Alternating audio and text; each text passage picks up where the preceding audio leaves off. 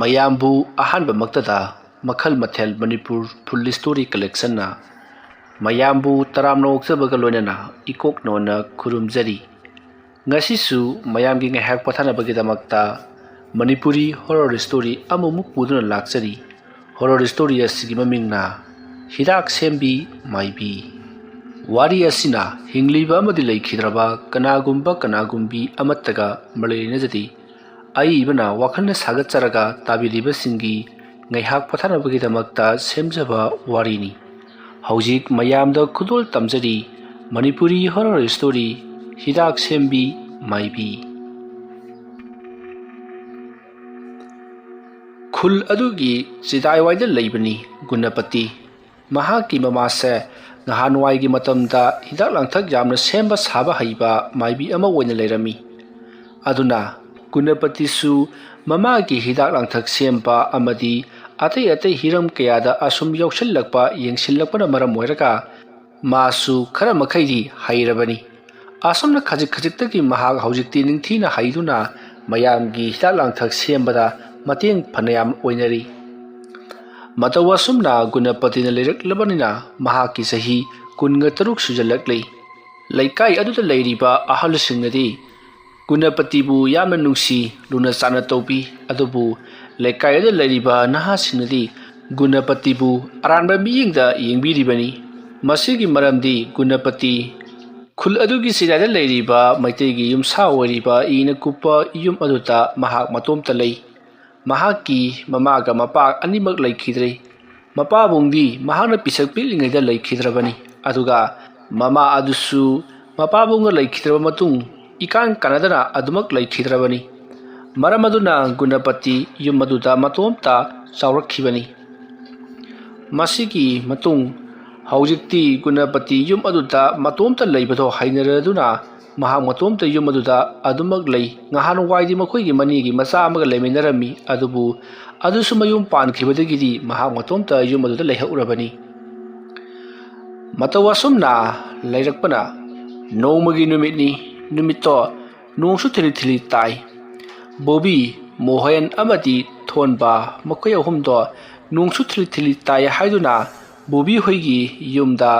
ꯆꯥꯛ ꯏꯁꯤꯡ ꯆꯥꯅꯁꯤ ꯍꯥꯏꯗꯨꯅ ꯆꯥꯛ ꯆꯥꯅꯔꯤ꯫ ꯕꯣꯕꯤ ꯍꯣꯏꯒꯤꯗꯤ ꯃꯃꯥꯒ ꯃꯄꯥꯒ ꯕꯣꯕꯤꯒ ꯃꯈꯣꯏ ꯑꯍꯨꯝꯇꯃꯛ ꯂꯩꯕꯅꯤ꯫ ꯃꯔꯝ ꯑꯗꯨꯅ ꯃꯈꯣꯏꯒꯤꯗꯤ ꯃꯤ ꯌꯥꯝꯅ ꯌꯥꯝꯗꯕ ꯃꯤ ꯌꯥꯝꯅ ꯂꯥꯡꯗꯕ ꯑꯣꯏꯕꯅꯤꯅ ꯃꯈꯣꯏꯗ ꯑꯣꯏꯅ ꯄꯨꯟꯁꯤ ꯍꯥꯏꯗꯨꯅ ꯄꯨꯜꯂꯤꯕꯅꯤ꯫ ꯑꯗꯨꯒꯤꯁꯨ ꯃꯊꯛꯇ ꯅꯨꯃꯤꯠꯇꯨꯗꯤ ꯕꯣꯕꯤ ꯍꯣꯏꯒꯤ ꯃꯃꯥ ꯃꯄꯥ ꯑꯃꯠꯇ ꯂꯩꯇꯦ꯫ ꯃꯈꯣꯏꯒꯤ ꯃꯔꯤ ꯃꯇꯥ ꯑꯃꯒꯤ ꯂꯨꯍꯣꯡꯕ ꯌꯥꯎꯒꯅꯤ ꯍꯥꯏꯗꯨꯅ ꯆꯠꯈꯤꯕꯅꯤ꯫ ꯇꯥꯟꯖꯥ ꯆꯥꯔꯦ ꯈꯪꯂꯗꯨꯅ ꯃꯈꯣꯏ ꯃꯃꯥꯟꯅꯕ ꯑꯍꯨꯝꯗꯣ ꯄꯨꯜꯂꯤꯕꯅꯤ꯫ ꯑꯁꯨꯝꯅ ꯃꯈꯣꯏꯅ ꯊꯛꯄ ꯆꯥꯕ ꯇꯧꯔꯛꯄ ꯃꯇꯝꯗꯗꯤ ꯅꯨꯃꯤꯗꯥꯡꯒꯤ ꯄꯨꯡ 10 ꯈꯔ ꯍꯦꯟꯖꯜꯂꯦ꯫ ꯅꯣꯡꯁꯨ ꯑꯗꯨꯃꯛ ꯊꯤꯂꯤ ꯇꯥꯔꯤꯕꯅꯤ꯫ ꯊꯦꯡꯁꯨ ꯊꯦꯡꯂꯦ ꯍꯜꯂꯒꯦ ꯍꯥꯏꯗꯨꯅ ꯕꯣꯕꯤ ꯍꯣꯏꯒꯤ ꯃꯌꯨꯝꯗꯒꯤ ꯃꯣꯍꯦꯟ ꯑꯃꯗꯤ ꯊꯣꯟꯕ ꯊꯣꯔꯛꯂꯤ꯫ ꯕꯣꯕꯤꯅ ꯑꯁ꯭ꯋꯥꯏ ꯐꯥꯎꯕ ꯊꯤꯟꯗꯣꯛꯀꯦ ꯍꯥꯏꯗꯨꯅ ꯃꯈꯣꯏ ꯍꯥꯏꯔꯪ ꯑꯁꯨꯝ ꯊꯣꯛꯂꯛꯂꯤ꯫ ꯑꯗꯨꯝꯅ ꯊꯣꯛꯂꯛꯄꯗ ꯈꯣꯡꯐꯝ ꯆꯥꯍꯧꯗꯕꯗꯒꯤ ꯅꯣꯡꯒ ꯊꯤꯂꯤ ꯇꯥꯕꯒ ꯃꯣꯍꯦꯟꯗꯣ ꯃꯈꯣꯡ ꯅꯥꯟꯊꯨꯗꯨꯅ ꯃꯀꯣꯛꯇꯣ ꯌꯥꯝꯅ ꯀꯟꯅ ꯂꯩꯃꯥꯏꯗ ꯐꯨꯖꯤꯟꯗꯨꯅ ꯇꯨꯔꯦ꯫ ꯑꯗꯨꯝꯅ ꯇꯨꯕꯗ ꯃꯣꯍꯦꯟꯒꯤ ꯃꯍꯥꯛꯀꯤ ꯂꯨꯈꯝꯒꯤ ꯁꯔꯨꯛ ꯈꯔꯗ ꯅꯨꯡꯆꯦꯛ ꯑꯃꯅ ꯌꯩꯁꯟꯕꯗꯒꯤ ꯈꯔ ꯁꯣꯛꯄꯗꯒꯤ ꯏ ꯊꯣꯛꯂꯦ꯫ ꯑꯗꯨꯕꯨ ꯃꯀꯣꯛꯇꯣ ꯌꯥꯝꯅ ꯀꯟꯅ ꯆꯤꯛꯄ ꯉꯥꯎꯔꯤ ꯇꯧꯔꯛꯄꯗꯒꯤ ꯃꯣꯍꯦꯟꯅ ꯊꯣꯟꯕ ꯑꯃꯗꯤ ꯕꯣꯕꯤꯗ ꯑꯩꯒꯤ ꯀꯣꯛꯁꯦ ꯌꯥꯝꯅ ꯆꯤꯛꯂꯦ ꯑꯗꯨꯒ ꯉꯥꯎꯔꯤ ꯇꯧꯔꯦ, ꯃꯅꯨꯡꯗ ꯁꯣꯛꯄ ꯃꯥꯜꯂꯤ, ꯃꯄꯥꯟꯗꯁꯨ ꯏ ꯌꯥꯝꯅ ꯊꯣꯛꯂꯦ ꯍꯥꯏꯗꯨꯅ ꯍꯥꯏꯔꯤ꯫ ꯃꯇꯝ ꯑꯗꯨꯗ ꯊꯣꯟꯕꯅ ꯑꯗꯨ ꯑꯣꯏꯔꯒꯅ ꯈꯨꯜ ꯃꯇꯥꯏꯒꯤ ꯒꯨꯅꯄꯇꯤꯗ ꯆꯠꯇꯨꯅ ꯌꯦꯡꯍꯜꯂꯨꯔꯁꯤ ꯂꯥꯛꯑꯣ ꯍꯥꯏꯗꯨꯅ ꯃꯈꯣꯏ ꯑꯍꯨꯝ ꯄꯨꯟꯅ ꯒꯨꯅꯄꯇꯤꯒꯤ ꯃꯌꯨꯝꯗ ꯂꯥꯛꯂꯤ꯫ ꯅꯣꯡ ꯊꯤꯂꯤ ꯇꯥꯕ ꯊꯦꯡꯖꯜꯂꯛꯂꯕ ꯃꯇꯝ ꯑꯗꯨꯗ ꯕꯣꯕꯤ, ꯃꯣꯍꯦꯟ ꯑꯃꯗꯤ ꯊꯣꯟꯕ ꯃꯈꯣꯏ ꯑꯍꯨꯝꯅ ꯒꯨꯅꯄꯇꯤꯒꯤ ꯊꯣꯡꯖꯤꯟꯗ ꯂꯦꯞꯂꯔꯤ꯫ ꯑꯗꯨꯗꯨꯒ ꯒꯨꯅꯄꯇꯤꯕꯨ ꯀꯧꯔꯤ꯫ ꯃꯇꯝ ꯑꯗꯨꯗ ꯒꯨꯅꯄꯇꯤꯅ ꯀꯔꯤꯅꯣꯅꯦ ꯑꯁꯨꯛ ꯌꯥꯝꯅ ꯊꯦꯡꯂꯕ ꯀꯥꯟꯁꯤꯗ ꯃꯣꯏ ꯑꯍꯨꯝꯅ ꯀꯧꯔꯤꯕꯁꯤꯕꯣ ꯑꯁꯨꯝꯅ ꯈꯜꯂꯒ ꯉꯥꯏꯍꯥꯛꯇꯤ ꯇꯨꯃꯤꯟꯅ ꯂꯩ꯫ ꯃꯇꯝ ꯑꯗꯨꯗ ꯕꯣꯕꯤꯅ ꯒꯨꯅꯄꯇꯤꯕꯨ ꯀꯧꯔꯗꯨꯅ ꯑꯩꯈꯣꯏꯒꯤ ꯃꯔꯨꯞ ꯃꯣꯍꯦꯟꯁꯦ ꯃꯀꯣꯛꯁꯤ ꯇꯨꯁꯟꯕꯗ ꯁꯣꯛꯈ꯭ꯔꯦ, ꯏꯅ ꯌꯥꯝꯅ ꯊꯣꯛꯂꯦ, ꯃꯔꯝ ꯑꯗꯨꯅ ꯑꯃꯨꯛꯇꯪ ꯌꯦꯡꯕꯤꯌꯨ ꯍꯥꯏꯔꯤ꯫ ꯃꯇꯝ ꯑꯗꯨꯗ ꯒꯨꯅꯄꯇꯤꯁꯨ ꯍꯣꯏ ꯍꯥꯏꯗꯨꯅ ꯊꯣꯡ ꯑꯗꯨ ꯍꯥꯡꯇꯣꯔꯛꯂꯤ꯫ ꯃꯣꯍꯦꯟꯒꯤ ꯃꯈꯨꯠ ꯃꯁꯥꯗꯣ ꯏ ꯉꯥꯛꯇ ꯉꯥꯏꯔꯝꯂꯦ꯫ ꯒꯨꯅꯄꯇꯤꯅ ꯏꯃꯨꯡꯗ ꯆꯪꯁꯤꯜꯂꯛꯅꯕꯒꯤꯗꯃꯛ ꯍꯥꯏꯔꯤ꯫ ꯃꯈꯣꯏ ꯑꯍꯨꯝꯁꯨ ꯆꯪꯂꯛꯇꯨꯅ ꯐꯛ ꯑꯗꯨꯗ ꯐꯝꯍꯜꯂꯤ꯫ ꯑꯗꯨꯒꯤ ꯃꯇꯨꯡꯗ ꯒꯨꯅꯥꯄꯇꯤꯅ ꯃꯣꯍꯦꯟꯒꯤ ꯃꯀꯣꯛꯇ ꯁꯣꯛꯂꯤꯕꯗꯣ ꯌꯦꯡꯂꯤ꯫ ꯅꯨꯡ ꯃꯆꯦꯛꯅ ꯊꯤꯟꯈꯤꯕꯅꯤꯅ ꯈꯔ ꯃꯈꯩꯗꯤ ꯁꯣꯛꯂꯝꯂꯤ, ꯑꯗꯨꯕꯨ ꯒꯨꯅꯥꯄꯇꯤꯅ ꯏ ꯈꯪꯅꯕ ꯍꯤꯗꯥꯛ ꯂꯥꯡꯊꯛ ꯀꯌꯥ ꯑꯃ ꯍꯥꯞꯇꯨꯅ ꯐꯤ ꯑꯃꯅ ꯌꯦꯠꯁꯤꯜꯂꯤ꯫ ꯃꯗꯨꯒꯤ ꯃꯇꯨꯡꯗ ꯃꯍꯥꯛꯅ ꯍꯤꯗꯥꯛ ꯑꯃ ꯁꯨꯒꯥꯏꯗꯨꯅ ꯃꯍꯤ ꯁꯦꯝꯂꯤ ꯑꯗꯨꯒ ꯃꯣꯍꯦꯟꯗ ꯄꯤꯊꯛꯂꯤ, ꯃꯀꯣꯛ ꯉꯥꯎꯔꯤꯕ ꯃꯀꯣꯛ ꯆꯤꯛꯂꯤꯕꯗꯣ ꯐꯔꯅꯕ ꯍꯥꯏꯗꯨꯅ꯫ ꯃꯗꯨꯒꯤ ꯃꯇꯨꯡꯗ ꯒꯨꯅꯥꯄꯇꯤꯅ ꯐꯔꯦ ꯐꯔꯦ ꯍꯧꯖꯤꯛꯀꯤꯗꯤ ꯀꯔꯤꯃ ꯇꯧꯔꯔꯣꯏ, ꯅꯀꯣꯛꯀꯤ ꯆꯤꯛꯂꯤꯕꯁꯦ ꯅꯨꯃꯤꯠ 4-5ꯅꯤ ꯊꯝꯃꯣ ꯑꯗꯨꯒ ꯑꯗꯨꯝ ꯃꯔꯥꯏꯅ ꯐꯖꯔꯝꯂꯅꯤꯗ ꯍꯥꯏꯔꯤ꯫ ꯃꯁꯤꯗꯒꯤꯗꯤ ꯕꯣꯕꯤꯅ ꯄꯩꯁꯥ ꯈꯔ ꯂꯧꯊꯣꯛꯇꯨꯅ ꯒꯨꯅꯥꯄꯇꯤꯗ ꯄꯤꯔꯝꯂꯤ꯫ ꯑꯗꯨꯒꯤ ꯃꯇꯨꯡ ꯃꯈꯣꯏ ꯑꯍꯨꯝꯗꯣ ꯒꯨꯅꯥꯄꯇꯤꯒꯤ ꯃꯌꯨꯝꯗꯒꯤ ꯑꯃꯨꯛ ꯊꯣꯔꯛꯂꯤ꯫ ꯃꯇꯝ ꯑꯗꯨꯗ ꯅꯣꯡꯁꯨ ꯑꯇꯠ ꯑꯈꯝ ꯂꯩꯇꯅ ꯌꯥꯝꯅ ꯀꯟꯅ ꯆꯨꯔꯛꯈꯤ꯫ ꯑꯁꯨꯝꯅ ꯅꯣꯡ ꯀꯟꯅ ꯆꯨꯔꯛꯄ ꯑꯗꯨꯗ ꯃꯈꯣꯏ ꯅꯣꯡ ꯃꯔꯛ ꯑꯗꯨꯗ ꯆꯠꯄꯗꯤ ꯌꯥꯗꯕꯅꯤꯅ ꯒꯨꯅꯥꯄꯇꯤꯒꯤ ꯃꯥꯡꯒꯣꯜ ꯑꯗꯨꯗ ꯉꯥꯏꯍꯥꯛ ꯅꯣꯡ ꯄꯥꯊꯔꯛꯄ ꯉꯥꯏꯔꯁꯤ ꯍꯥꯏꯗꯨꯅ ꯂꯩꯔꯤ꯫ ꯒꯨꯅꯥꯄꯇꯤꯁꯨ ꯃꯈꯣꯏ ꯑꯍꯨꯝꯅ ꯃꯥꯡꯒꯣꯜ ꯑꯗꯨꯗ ꯑꯗꯨꯝꯅ ꯅꯣꯡ ꯄꯥꯊꯔꯛꯄ ꯉꯥꯏꯗꯨꯅ ꯂꯩꯔꯒ ꯀꯔꯝꯅ ꯊꯣꯡ ꯂꯣꯟꯁꯤꯜꯂꯒ ꯇꯨꯝꯂꯨꯒꯅꯤ? ꯑꯗꯨꯅ ꯃꯍꯥꯛꯁꯨ ꯄꯨꯟꯅ ꯅꯣꯡ ꯄꯥꯊꯔꯛꯄꯗꯣ ꯉꯥꯏꯗꯨꯅ ꯂꯩꯃꯤꯟꯅꯔꯤ꯫ ꯃꯇꯝ ꯑꯗꯨꯗ ꯊꯣꯟꯕꯇꯤ ꯃꯁꯥ ꯑꯗꯣ ꯍꯥꯏꯔꯪ ꯍꯥꯏꯔꯪ ꯂꯦꯞꯄꯗ ꯋꯥꯔꯦ ꯍꯥꯏꯗꯨꯅ ꯐꯝꯂꯒ ꯇꯨꯃꯤꯟꯅ ꯂꯩ꯫ ꯃꯇꯝ ꯑꯗꯨꯗ ꯕꯣꯕꯤꯅ ꯒꯨꯅꯥꯄꯇꯤꯗ ꯑꯣꯟꯁꯤꯜꯂꯒ ꯌꯨꯝ ꯑꯁꯤꯗ ꯅꯇꯣꯝꯇ ꯂꯩꯕꯁꯤꯕꯨ ꯀꯤꯗꯕ꯭ꯔꯥ? ꯌꯨꯝ ꯑꯁꯤꯅꯒ ꯈꯨꯜꯒꯤ ꯆꯤꯗꯥꯏꯗ ꯂꯩꯕ ꯌꯨꯝꯊꯣꯡꯄꯣꯛ ꯑꯣꯏꯅꯒ ꯇꯧꯔꯦ, ꯆꯥꯎꯔ ꯆꯥꯎꯔꯕ ꯎ ꯋꯥ ꯃꯌꯥꯝ ꯑꯃꯅꯒ ꯀꯣꯏꯁꯤꯜꯂꯤ, ꯃꯐꯝ ꯑꯁꯤꯗ ꯕꯨꯠ ꯄ꯭ꯔꯦꯠ ꯇꯤꯃꯨ ꯂꯥꯏꯃꯨꯒ ꯂꯥꯛꯂꯕꯗꯤ ꯀꯤꯖꯗꯕ꯭ꯔꯥ ꯍꯥꯏꯗꯨꯅ ꯍꯪꯉꯛꯂꯤ꯫ ꯃꯇꯝ ꯑꯗꯨꯗ ꯒꯨꯅꯥꯄꯇꯤꯅ ꯑꯩꯗꯤ ꯃꯗꯨꯒꯨꯝꯕ ꯀꯔꯤꯃꯠꯇ ꯀꯤꯗꯦ, ꯑꯗꯨꯒꯤꯁꯨ ꯃꯊꯛꯇ ꯑꯗꯨꯒꯨꯝꯕꯗꯣ ꯑꯃꯠꯇꯁꯨ ꯇꯧꯔꯛꯂꯣꯏ ꯍꯥꯏꯗꯨꯅ ꯕꯣꯕꯤꯒ ꯋꯥꯔꯤ ꯁꯥꯟꯅꯔꯤ꯫ ꯃꯇꯝ ꯑꯗꯨꯗ ꯃꯣꯍꯦꯟꯗꯣ ꯃꯀꯣꯛ ꯉꯥꯎꯕ ꯃꯀꯣꯛ ꯆꯤꯛꯄꯗꯣ ꯈꯔ ꯐꯔꯦ ꯑꯗꯨꯅ ꯌꯨꯝꯗ ꯍꯜꯂꯁꯤ ꯍꯥꯏꯔꯤ꯫ ꯑꯗꯨꯕꯨ ꯅꯣꯡꯗꯣ ꯌꯥꯝꯅ ꯀꯟꯅ ꯆꯨꯔꯤꯕꯅ ꯃꯔꯝ ꯑꯣꯏꯔꯒ ꯆꯠꯄꯗ ꯈꯨꯗꯣꯡ ꯆꯥꯔꯣꯏ ꯑꯗꯨꯅ ꯉꯥꯏꯍꯥꯛ ꯂꯩꯈꯤꯁꯤ ꯍꯥꯏꯗꯨꯅ ꯃꯈꯣꯏ ꯉꯥꯏꯍꯥꯛ ꯄꯟꯊꯔꯤ꯫ ꯑꯗꯨꯝꯅ ꯂꯩꯔꯝꯕꯗꯒꯤ ꯅꯣꯡꯁꯨ ꯈꯔ ꯄꯥꯊꯔꯛꯂꯕꯗ ꯃꯈꯣꯏ ꯃꯃꯥꯟꯅꯕ ꯑꯍꯨꯝꯗꯣ ꯆꯠꯂꯁꯤ ꯅꯣꯡꯁꯨ ꯈꯔ ꯄꯥꯊꯔꯦ ꯍꯥꯏꯗꯨꯅ ꯃꯈꯣꯏ ꯆꯠꯅꯅꯕ ꯊꯣꯔꯛꯂꯤ꯫ ꯊꯣꯟꯕꯗꯤ ꯉꯁꯥꯏ ꯃꯈꯩ ꯃꯍꯥꯛꯅ ꯐꯝꯂꯨꯔꯤꯕꯗꯨ ꯎꯏꯔꯨꯔꯤꯕ ꯖꯥꯠꯅꯤ꯫ ꯉꯥꯎꯐꯤꯡ ꯉꯥꯎꯐꯤꯡ ꯍꯧꯒꯠꯂꯛꯂꯒ ꯃꯣꯍꯦꯟꯕꯨ ꯁꯧꯗꯨꯅ ꯄꯨꯊꯣꯔꯛꯈꯤ꯫ ꯃꯁꯤꯒꯤ ꯃꯇꯨꯡ ꯃꯇꯝ ꯈꯔ ꯍꯧꯈ꯭ꯔꯤ꯫ ꯍꯧꯖꯤꯛꯇꯤ ꯒꯨꯅꯥꯄꯇꯤꯒꯤ ꯂꯩꯀꯥꯏ ꯑꯗꯨꯗ ꯃꯤ ꯄꯨꯝꯅꯃꯛ ꯅꯨꯃꯤꯗꯥꯡ ꯃꯄꯥꯟ ꯊꯣꯛꯄ ꯉꯝꯅꯗ꯭ꯔꯤ, ꯌꯥꯝꯅ ꯇꯝꯅꯕ ꯁꯥꯊꯤꯕ ꯊꯕꯛ ꯀꯌꯥ ꯑꯃ ꯇꯧꯔꯛꯄꯗꯒꯤ꯫ ꯑꯗꯨꯝꯅ ꯉꯍꯥꯟ ꯃꯈꯩ ꯇꯧꯔꯝꯗꯕ ꯂꯩꯀꯥꯏ ꯑꯗꯨꯗ ꯑꯁꯤꯒꯨꯝꯂꯕ ꯕꯨꯠ ꯄ꯭ꯔꯦꯠ ꯊꯣꯛꯑꯦ ꯍꯥꯏꯗꯨꯅ ꯃꯌꯥꯝꯅ ꯀꯤꯅꯔꯛꯄꯒꯤ ꯃꯑꯣꯡ ꯑꯁꯤꯗ ꯀꯔꯤꯅꯣ ꯇꯧꯔꯤꯕꯁꯤꯕꯨ ꯍꯥꯏꯗꯨꯅ ꯂꯩꯀꯥꯏꯒꯤ ꯃꯤꯌꯥꯝ ꯄꯨꯝꯅꯃꯛ ꯑꯗꯣ ꯅꯨꯃꯤꯠ ꯈꯨꯗꯤꯡꯒꯤ ꯋꯥ ꯇꯥꯅꯕ ꯂꯦꯞꯇꯦ꯫ ꯍꯩꯔꯕ ꯑꯃꯥꯏꯕ ꯀꯌꯥꯁꯨ ꯀꯧꯔꯤ, ꯑꯗꯨꯕꯨ ꯊꯣꯏꯗꯣꯛꯅ ꯏꯀꯥꯟ ꯀꯥꯟꯅꯔꯝꯗꯦ꯫ ꯅꯨꯃꯤꯠ ꯑꯗꯨꯁꯨ ꯑꯃꯥꯏꯕ ꯑꯃꯕꯨ ꯀꯧꯗꯨꯅ ꯂꯩꯀꯥꯏꯒꯤ ꯑꯍꯜ ꯂꯃꯟ ꯌꯥꯎꯅ ꯌꯥꯝꯅ ꯀꯟꯅ ꯂꯥꯏ ꯈꯣꯏꯔꯝꯅꯅꯕꯒꯤꯗꯃꯛꯇ ꯁꯤꯟ ꯂꯥꯡꯂꯤꯕꯅꯤ꯫ ꯅꯨꯃꯤꯠꯇꯣ ꯅꯣꯡꯁꯨ ꯃꯪꯂꯤ, ꯇꯥꯒꯗꯕꯒꯤ ꯌꯥꯝꯅ ꯀꯟꯅꯁꯨ ꯈꯥꯛꯄ ꯂꯥꯎꯕ ꯂꯦꯞꯄ ꯅꯠꯇꯦ꯫ ꯑꯌꯨꯛ ꯅꯨꯡꯊꯤꯜꯒꯤ ꯃꯇꯝꯗ ꯇꯥꯗ꯭ꯔꯕꯁꯨ ꯅꯨꯃꯤꯗꯥꯡꯒꯤ ꯃꯇꯝꯗꯗꯤ ꯅꯣꯡ ꯑꯗꯨꯃꯛ ꯇꯥꯔꯤꯕꯅꯤ꯫ ꯐꯅ ꯀꯟꯅ ꯅꯣꯡ ꯑꯗꯣ ꯈꯥꯝꯅꯕ ꯍꯣꯠꯅꯔꯕꯁꯨ ꯀꯔꯤꯃꯠꯇ ꯎꯄꯥꯏ ꯂꯩꯔꯝꯗꯦ꯫ ꯅꯨꯃꯤꯗꯥꯡ ꯈꯨꯗꯤꯡꯒꯤ ꯅꯣꯡ ꯂꯦꯞꯇꯅ ꯑꯗꯨꯃꯛ ꯇꯥꯕꯅ ꯈꯣꯡꯕꯥꯟ ꯂꯨꯄꯥꯟ ꯄꯨꯈ꯭ꯔꯤ ꯄꯨꯅꯥꯏ ꯄꯨꯝꯅꯃꯛ ꯏꯁꯤꯡꯅ ꯄꯤꯛ ꯄꯤꯛ ꯊꯟꯅ ꯂꯩꯔꯤꯕꯅꯤ꯫ ꯑꯁꯤꯒꯨꯝꯂꯕ ꯃꯇꯝ ꯑꯁꯤꯗ ꯑꯃꯥꯏꯕ ꯑꯗꯨꯅ ꯂꯥꯏ ꯇꯤꯟ ꯈꯣꯏꯔꯝꯅꯕꯒꯤꯗꯃꯛꯇ ꯌꯥꯝꯅ ꯀꯟꯅ ꯁꯦꯝ ꯁꯥꯗꯨꯅ ꯂꯐꯣꯏ ꯂꯇꯪ, ꯌꯦꯔꯨꯝ ꯑꯃꯗꯤ ꯑꯇꯩ ꯄꯣꯠꯂꯝ ꯀꯌꯥ ꯄꯨꯊꯣꯛꯇꯨꯅ ꯃꯈꯣꯏꯒꯤ ꯈꯨꯜ ꯑꯗꯨꯒꯤ ꯂꯝꯂꯣꯡ ꯃꯔꯤ ꯐꯥꯡꯕꯗ ꯌꯥꯝꯅ ꯀꯟꯅ ꯂꯥꯏ ꯈꯣꯏꯔꯝꯅꯕꯒꯤꯗꯃꯛꯇ ꯁꯦꯝ ꯁꯥꯗꯨꯅ ꯍꯣꯠꯅꯔꯤ꯫ ꯇꯥꯟꯖꯥ ꯑꯗꯨꯃꯛꯇꯗ ꯍꯧꯖꯤꯛꯇꯤ ꯑꯃꯥꯏꯕ ꯑꯗꯨꯅ ꯂꯥꯏ ꯈꯣꯏꯔꯝꯅꯕ ꯍꯣꯠꯅꯔꯤꯉꯩ ꯅꯣꯡꯁꯨ ꯀꯟꯅ ꯆꯨꯁꯤꯜꯂꯛꯂꯤ, ꯑꯗꯨꯒ ꯅꯨꯡꯁꯤꯠꯁꯨ ꯀꯟꯅ ꯁꯤꯠꯄ ꯍꯧꯔꯛꯂꯤ꯫ ꯃꯃꯥꯡꯊꯛꯇ ꯂꯥꯛꯂꯝꯕ ꯑꯃꯥꯏꯕꯁꯤꯡ ꯑꯗꯨꯅꯁꯨ ꯑꯁꯣꯝꯗ ꯂꯥꯏ ꯈꯣꯏꯔꯝꯅꯅꯕ ꯍꯣꯠꯅꯔꯛꯄꯗ ꯑꯌꯦꯠ ꯑꯄꯟꯕ ꯑꯀꯟꯕ ꯅꯨꯡꯁꯤꯠ ꯁꯤꯠꯄ ꯀꯌꯥ ꯑꯃ ꯇꯧꯔꯛꯄꯗꯒꯤ ꯈꯣꯏꯔꯝꯕ ꯉꯝꯗꯅ ꯑꯗꯨꯃꯛ ꯇꯣꯛꯈꯤꯕꯅꯤ꯫ ꯃꯗꯨꯗ ꯅꯝꯗꯨꯅ ꯈꯣꯏꯔꯝꯅꯕ ꯍꯣꯠꯅꯔꯨꯔꯒꯅ ꯃꯊꯣꯡ ꯃꯔꯝ ꯈꯪꯗꯕ ꯁꯥꯍꯨꯝ ꯀꯌా ꯂꯥꯛꯇꯨꯅ ꯑꯃꯥꯏꯕꯁꯤꯡ ꯑꯗꯨꯕꯨ ꯆꯤꯡꯊꯦꯛꯇꯨꯅ ꯍꯥꯠꯂꯒꯦ ꯃꯇꯥꯒꯨꯝ ꯑꯣꯠ ꯅꯩꯕ ꯇꯧꯕꯗꯒꯤ ꯑꯃꯥꯏꯕ ꯀꯌా ꯀꯥꯏꯗꯨꯅ ꯆꯦꯟꯅꯈ꯭ꯔꯤꯕꯅꯤ꯫ ꯃꯇꯧ ꯑꯁꯨꯝꯅ ꯍꯧꯖꯤꯛ ꯂꯥꯏ ꯈꯣꯏꯔꯝꯒꯗꯧꯔꯤꯕ ꯑꯃꯥꯏꯕ ꯑꯗꯨꯅꯁꯨ ꯂꯥꯏ ꯈꯣꯏꯔꯝꯅꯅꯕ ꯌꯥꯝꯅ ꯀꯟꯅ ꯍꯣꯠꯅꯔꯛꯄꯗ ꯎꯄꯥꯏ ꯂꯩꯔꯝꯗ꯭ꯔꯦ꯫ ꯂꯥꯏꯒꯤ ꯀꯠꯂꯤꯕ ꯂꯐꯨꯒꯤ ꯃꯅꯥꯁꯤꯡ ꯑꯃꯗꯤ ꯑꯇꯩ ꯄꯣꯠꯂꯝꯁꯤꯡ ꯍꯣꯡꯗꯣꯛꯇꯨꯅ ꯄꯨꯈꯤꯒꯗꯕꯒꯨꯝ ꯌꯥꯝꯅ ꯀꯟꯅ ꯁꯤꯜꯂꯛꯂꯤ꯫ ꯃꯗꯨꯗ ꯅꯠꯇꯅ ꯃꯅꯥꯛ ꯑꯗꯥꯏꯗ ꯂꯩꯔꯤꯕ ꯈꯨꯟꯖꯥꯁꯤꯡ ꯑꯗꯨ ꯐꯥꯎꯕ ꯆꯦꯟꯒꯗꯕꯒꯤ ꯃꯇꯥꯒꯨꯝ ꯑꯀꯟꯕ ꯃꯑꯣꯡꯗ ꯅꯨꯡꯁꯤꯠ ꯁꯤꯜꯂꯛꯄꯗꯨꯗ ꯃꯌꯥꯝ ꯄꯨꯝꯅꯃꯛꯅ ꯍꯥꯏꯅꯔꯤ, ꯍꯧꯔꯛꯂꯦ, ꯃꯃꯥꯡꯊꯛꯇꯁꯨ ꯑꯁꯤꯒꯨꯝꯅ ꯑꯗꯨꯃꯛ ꯇꯧꯗꯨꯅ ꯂꯥꯛꯂꯕꯅꯤ꯫ ꯑꯗꯨꯝꯅ ꯍꯥꯏꯔꯛꯄꯗ ꯑꯃꯥꯏꯕ ꯑꯗꯨꯅ ꯇꯧꯁꯤꯅꯨ, माने हेक कमलिब मखै तौसिनु आइसु आइना ngamlagana lai ase khurumgaduribani माना ngamlaga tohansinu aina ngamlagana khurumgani asomna hairaga lai ado yamna kana khurumnabagidamagta honarakli adumna mahangna namduna lai ado khurumnaba honaruba aduda khanghaudana amaiba adugi lusamaduda karigumba posak amana yamna kat thomlakpagum yamna sapu kana thomlakpadagi amaiba do leimai romda mamaya do upsanduna mahangna katkani haiduna sem saduna thamliba lafoi letang yerumna chimbaduna upsanduna wakhal mangduna tari matam aduda amaiba do makhongna madu kanagumba amana pairaga laktuna singkhatpagum leimai adudagi yamna wangna singkhatkhi makhongna matang chingkhatpanina makhongna amadi setharaga leiribani makut masa phadrak phadrak tana leimai da haitharakdibani mamai makok onthoknaraga asumna laktana langkhatkhraga leimai da amuk thadarakpada amaiba do phanyam thina sokli masidigi amaiba duna aikhoi chelasi kara kara no aibu khara amuta mating pangbiu hairakpadagi mayam changsilaktuna amaiba dubu chingum thangum tawduna parap chenarakli adom ne hek chena khibaga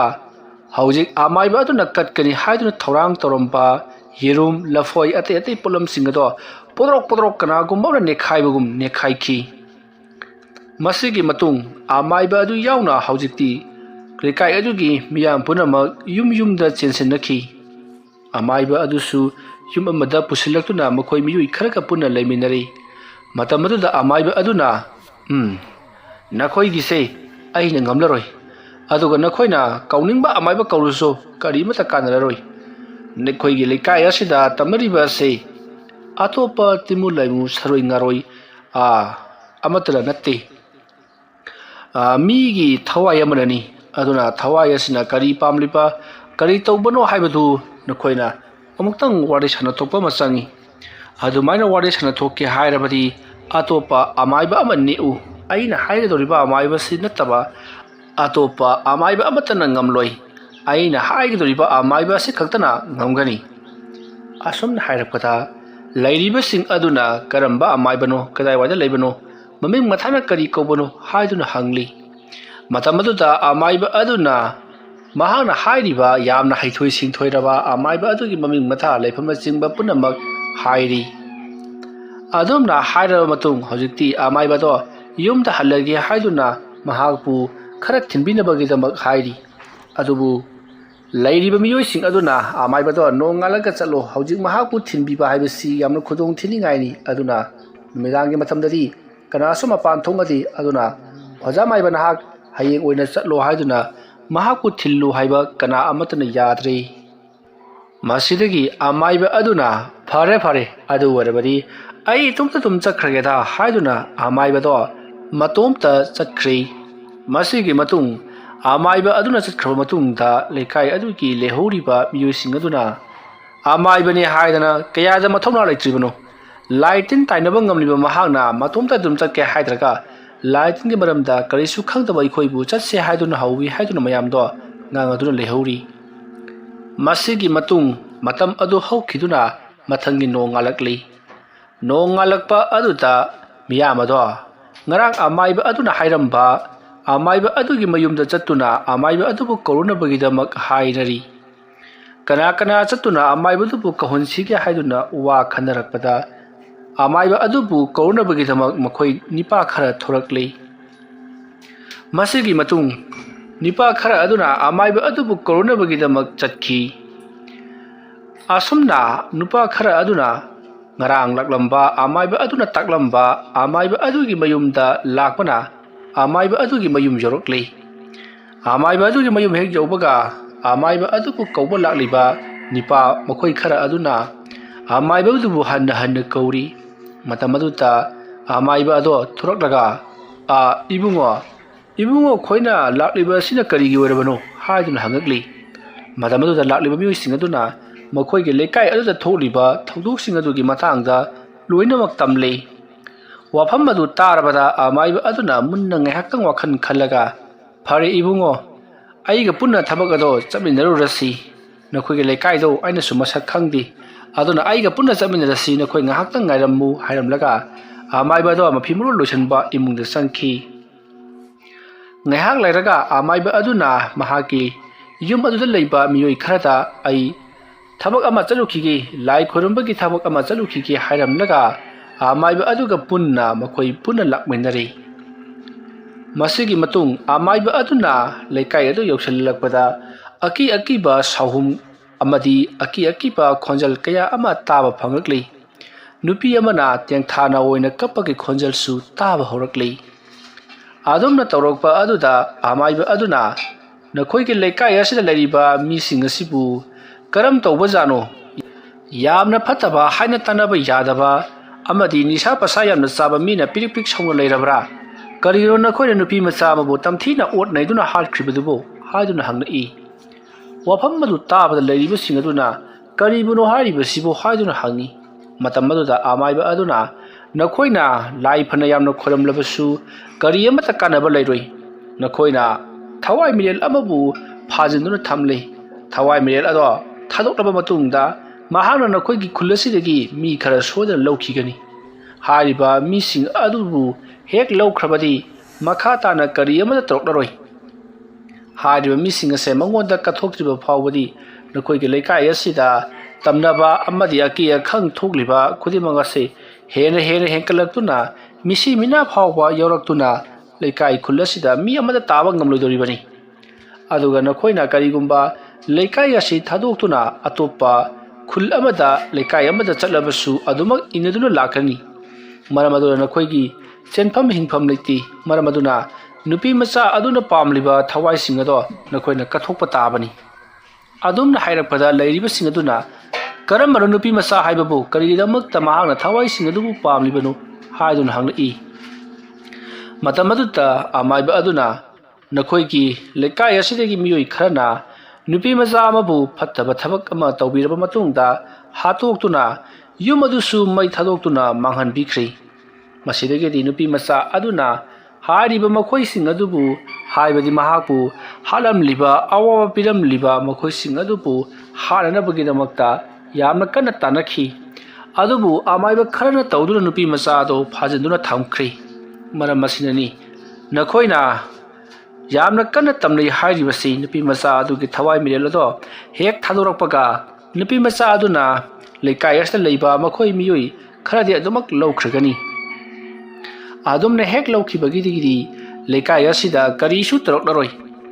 aduna nakhoigi leikai asibu muttakpa pambra natragana leikai asidagi nupi macha aduda phattaba thabak toramba makhoi singdu oina kathokkraba matungda ingna jingna leibana phabra karambana hena phai haibado khallo haduna amaiba aduna hairakhi wafam madu tarabada khul adugi miyamna phare adu werabadi nupi adugi thawai ado thadokrasi aduga mahana pamliba thawai singado laurasanu adumna leikai adugi miyamna hainaraklaba matungda amaiba aduna phare adu werabadi hore numidang ado lai khurumnasi haiduna yanakri numidangge matam moisallaklabada khulgi miyam yauna amaiba aduna lai khurumki ngahan makaidi nusikanna kanna sitpa nong taba kayab ama tawbani adubu numit adugi lai khurumbadudi nusisu pakna sitti nongsu mangkiri tawriba sida khulmiyam punamak punga ngakhi amaiba se yamati haiba jani haiduna thagatnakhi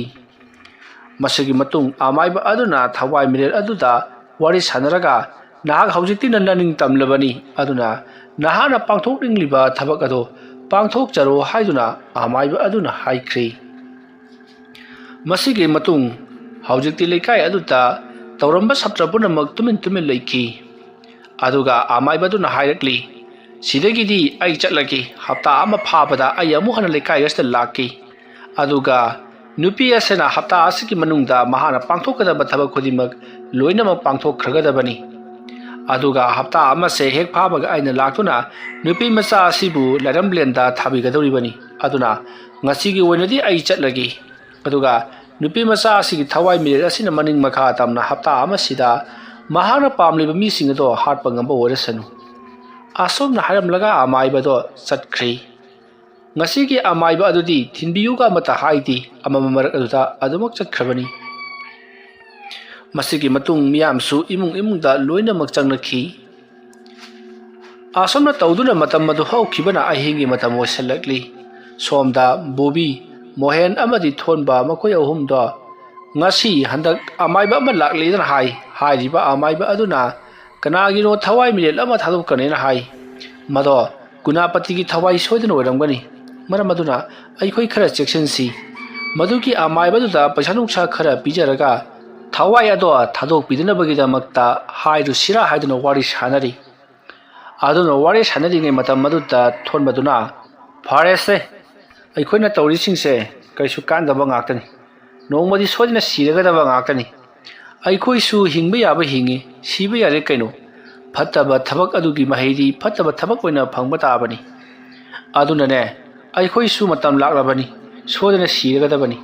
मरा लेक्तबा मी अमबु हालुरबनी ना अइखोइसु सोजना चैराक फंगबा ताबनी ngahak lairamo ai asida da chalukhi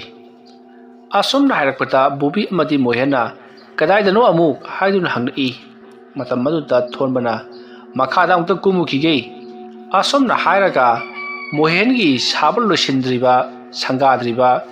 yum adugi mathakta haibadi ahanba floor da makoina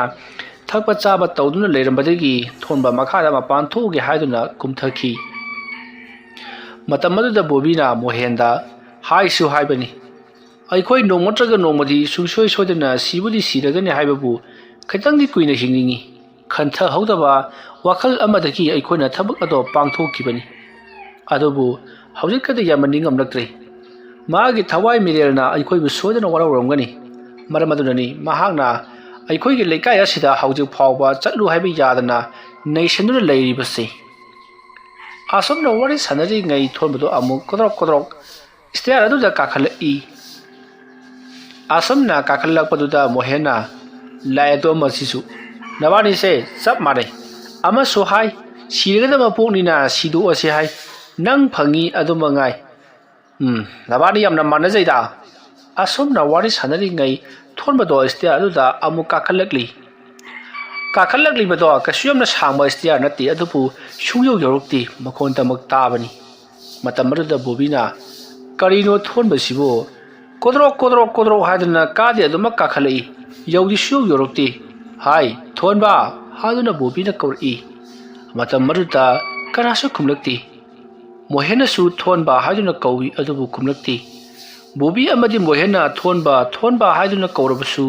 khumdi kumlaktana makhonta makta baduda mokoi ani do kaidoroba jano thonba sibo haduna mokoi ani phupu hawgatuna thonba gi maikai tamna lakli asomna makoina sumasum lakpa matamdadi thonbado lairamdrei aduga taramba khonjal adusu takhidrei somdana kamdori thonba mahaki matungda kanagumba ma lepi haiduna yenthoklupada masammana isang sangna mamit ilau launa mamit aduna ngoro ongna panglaga nupi ama leirambadagi mahak yum adugi nakalomda leiriba labukdomda chenthakhrabani Ihariba mohengi yum mase nauna sagalibani mase suroki matai amada leiba lokul amagi manakta saba yumni matawasumna thonba lokpak lomda chentharaktuna nang kanano kana leibage budna yahatore haiduna koilau lauribani asumna mahana yamna kana selingai khanghaudana mahaki haibadi thonbagi makhong aduda karigumamna lawsilakpajagi thonba leimaida upsinduna tari ising tai leiba lokol aduda thonba upsinduna tarambadagi longthoknaba tawbada mahak longthokpa ngamlamdi mamaya aduna isingda upsalaga leiribani adubu isingdagi mamaya do leithokpa ngamdana ising aduda mahak puruk irak sanduna leiri makhunna namlaga yamna kanna lokhanaba honari haibadi mamaya do isingdagi haigatnaba honari adumna makhunna namurabasu lemaya do buru puthakiduna makhut adusu yauna phajankhri masidagiri thonba khangjari mahak hauji sodana siragani haibasi asomna lairambadagi thonba yamna kanna mahaki pangal punama puthoktuna inkhatpatagidi mak isingdagi di mamaya do haigalakhi adumna isingdagi mamaya do hek phagulakpaga mahaki mamangda leiramliba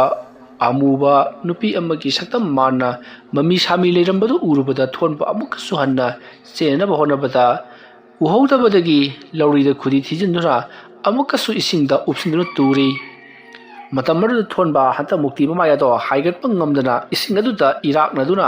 ꯑꯗꯨꯃꯛ ꯁꯤꯈꯤ꯫ ꯁꯣꯝꯗꯅ ꯕꯣꯕꯤ ꯑꯃꯗꯤ ꯃꯣꯍꯦꯟ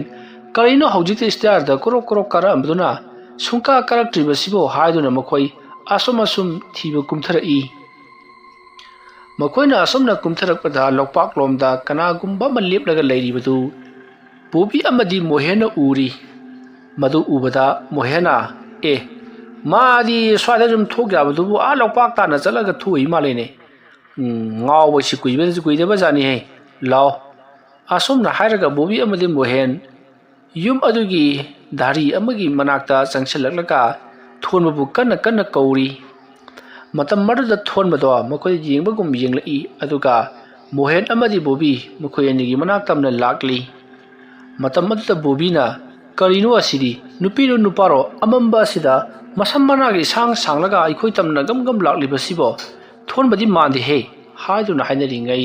ꯍꯧꯖꯤꯛꯇꯤ ꯃꯈꯣꯏꯒꯤ ꯃꯃꯥꯡꯗ ꯂꯥꯛꯂꯤꯕꯗꯣ ꯈꯪꯆꯣꯡ ꯆꯣꯡꯗꯨꯅ ꯃꯈꯣꯏꯒꯤ ꯃꯅꯥꯛ ꯅꯛꯁꯤꯜꯂꯛꯂꯤ꯫ ꯇꯧꯔꯛꯂꯤꯕ ꯑꯗꯨꯗ ꯃꯣꯍꯦꯟ ꯑꯃꯗꯤ ꯕꯣꯕꯤ ꯄꯥꯈꯠꯃꯟꯕ ꯀꯤꯃꯟꯕꯗꯒꯤ ꯃꯈꯣꯏ ꯏꯃꯨꯡꯂꯣꯝꯗ ꯄꯔꯞ ꯄꯔꯞ ꯆꯦꯟꯁꯤꯜꯂꯛꯂꯤ꯫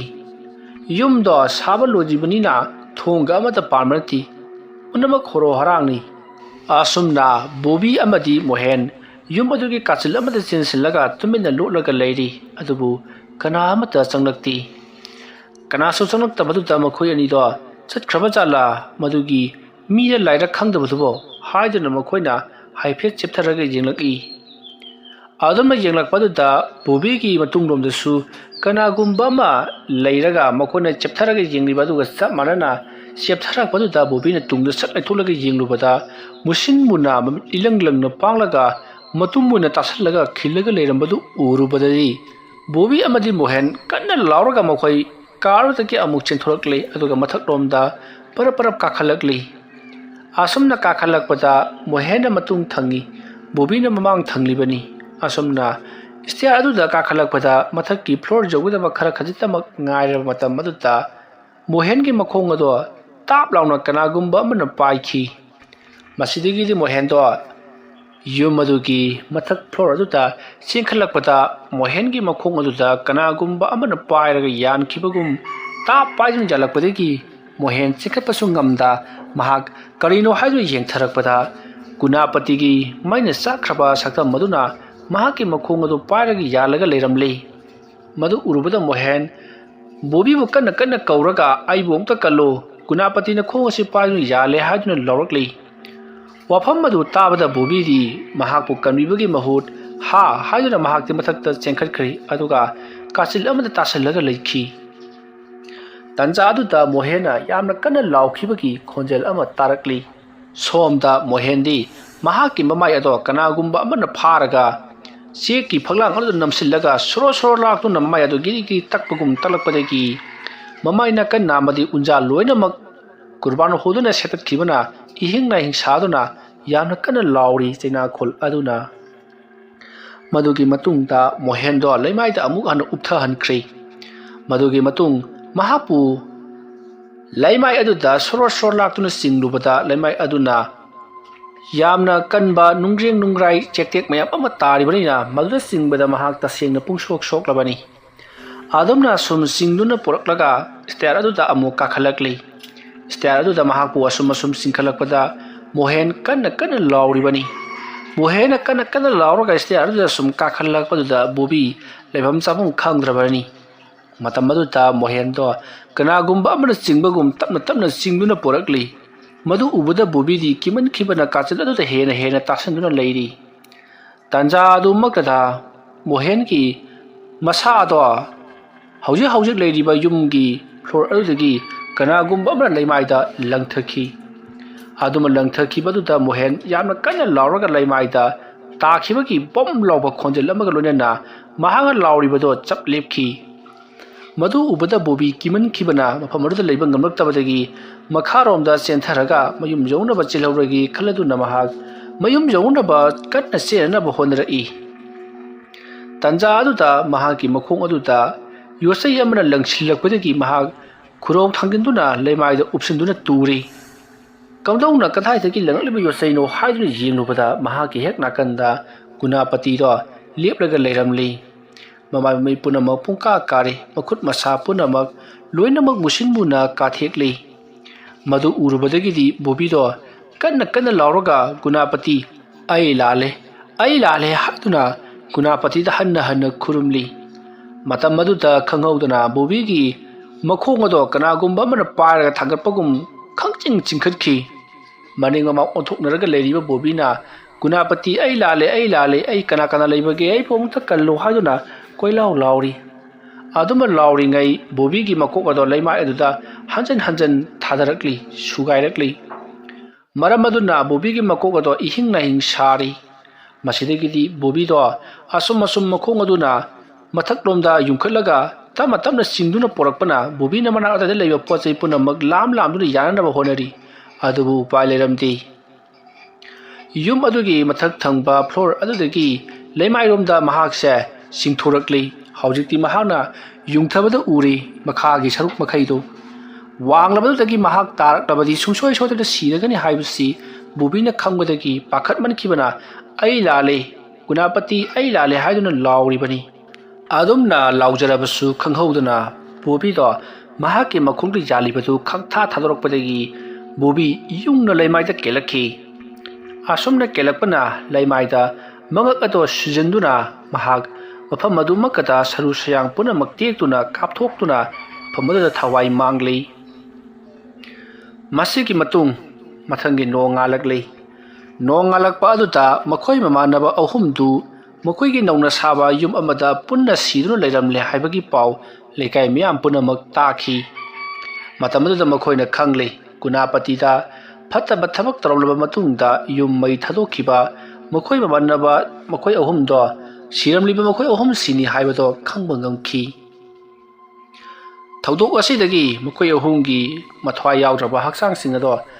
poloi duna mathau mangam pangthokpa pongloi loirabada khuladu laklamba aduga Gunapati gi thawai bu thadok lamba amaibu adubu kaururi aduga matau karamna thodoksin asibu thokribe jano haiduna amaibu da hangli masidagi di amaibu aduna Gunapati gi thawai mirelda kauduna hangli masidagi di wari ado haujikti miyam du sulirakli amaibu aduna nong suba numit amata makoi mamanaba ahumna asokpa amagi damak Gunapati gi yumda lakhi